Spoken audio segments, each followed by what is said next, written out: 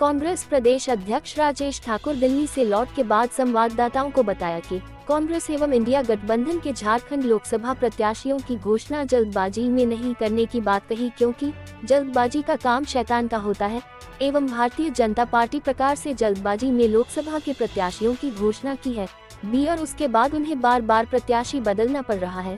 वहीं धनबाद लोकसभा संसदीय सीट के विषय में कहा कि प्रशासनिक पहल पर चुनाव निष्पक्ष होगा एवं रही बात सरजू राय के धनबाद लोकसभा सीट से चुनाव लड़ने की, तो चुनाव के तरीके से लड़ा जाएगा और कांग्रेस संगठन के निर्णय को सर्वमान्य मानता है और कांग्रेस पार्टी सभी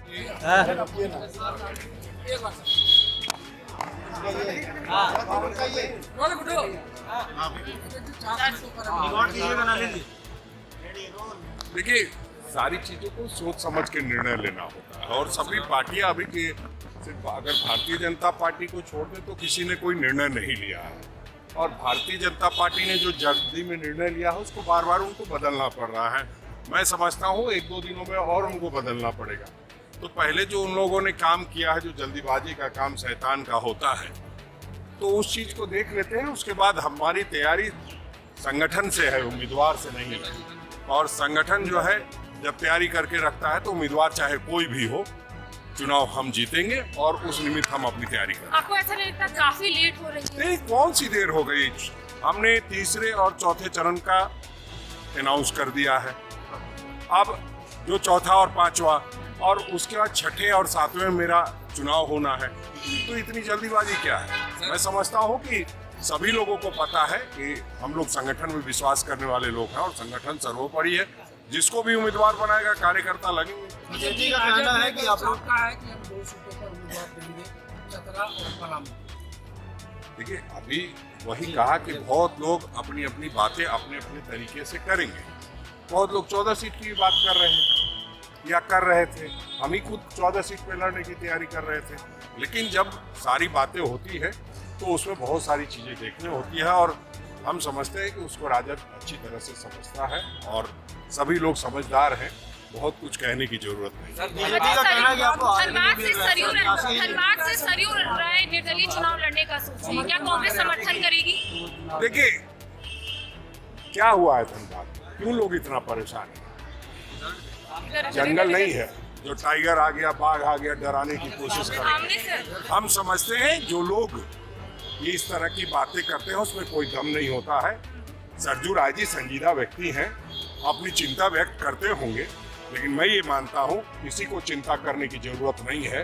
मैं भी धनबाद संसदीय क्षेत्र का रहने वाला व्यक्ति हूँ और कहीं कोई ऐसा कुछ नहीं हो रहा है जो इतने लोग बेचैनी में है। सरकार है, प्रशासन है, चुनाव फेयर एंड फ्री होगा। नहीं, उन्होंने समर्थन मांगा। देखिए, अब जेएमएम कह रही है ना कि आप कांग्रेस पर हम छोड़ते हैं। देखिए, ये तो सही है कि आज सभी लोगों का ध्यान कांग्रेस पे है। पूरे देश में जो आदरणीय राहुल गांधी जी ने यात्रा की, भारत जोड़ो न्याय यात्रा, उससे प्रभावित होकर हर व्यक्ति चाहता है कि हम कांग्रेस के साथ हो, हम इंडिया गठबंधन के साथ हो। उस निमित्त उन्होंने अपनी बात कही है। अब बहुत सारी चीजें अभी होनी बाकी है। हम लोग ये समझते हैं कि कोई भी चुनाव के तरीके से लड़ा जाएगा। बहुत उसमें हवा क्रिएट करने की जरूरत नहीं है।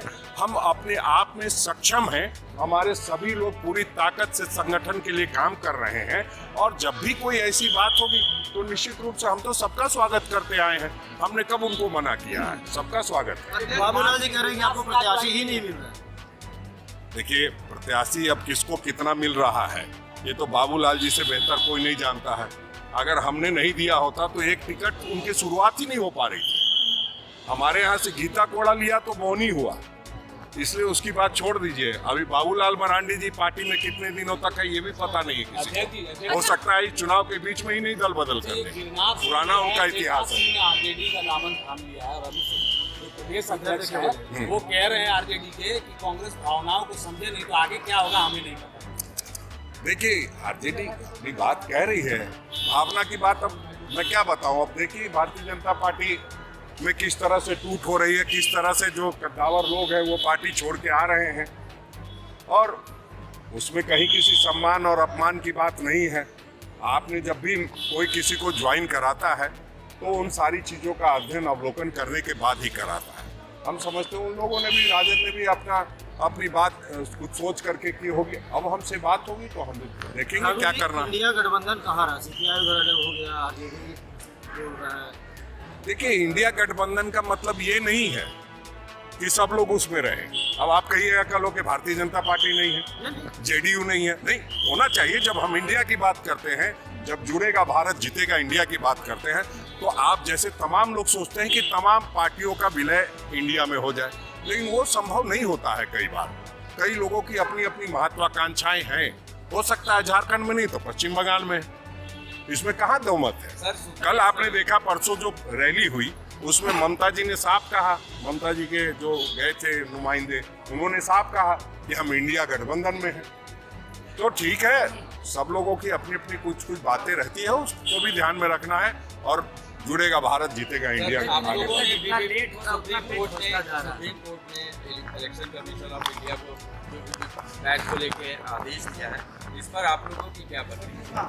देखिए, सुप्रीम कोर्ट का जो भी आदेश होता है वो हम लोगों के लिए हम लोग उसका सम्मान करते हैं। निश्चित रूप से सभी चीज़ों को देखने के बाद ही कोई सुप्रीम कोर्ट निर्णय लेता है, और जो सुप्रीम कोर्ट का निर्णय होगा वो सबको सम्मान। ठीक है। देखिए, इस वक्त राजेश ठाकुर राजधानी रांची पहुंच आए हैं आज से, और आपने सुना कि